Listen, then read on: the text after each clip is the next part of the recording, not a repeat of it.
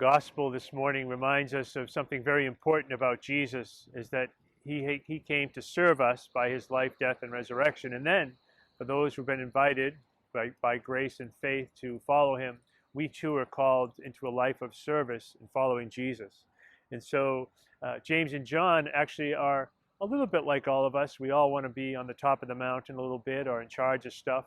But what Jesus is saying to all of us is if we really want to be the ultimate servant of God, serve others, serve God and others. And so this morning, James and John and all the apostles and all of us are given a quite clear description of what Jesus is all about.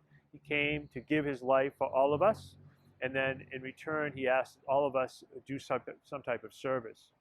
I have a friend who attends a church in Timonium, Maryland. One day the pastor got up after first having 20 or 30 people out in the foyer of the church with pens and papers and pencils and clipboards. And he said to everybody, if you are in this church and you do not have a specific role in the church, a ministry, you need to leave now because you're taking up the seat of someone who wants to serve. And that day, many people got up and left.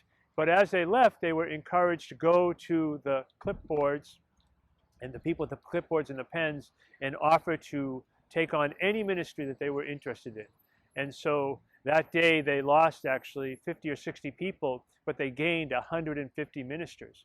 We're not quite as radical as that, but we recognize that it's important for all of us within our ability to take some type of service for the Lord.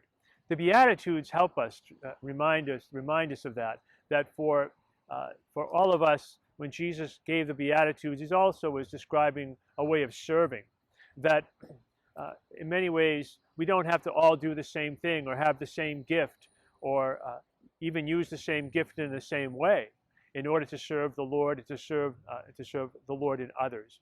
And so as we celebrate this Sunday Mass, we might reflect a little bit about how we serve others, particularly as disciples of Jesus Christ, looking for Jesus in others and looking to see how we might help those who need to have the word read to them or need to have the Eucharist served to them or need to be served in some way, that Jesus Christ might be served in all, above all, for all.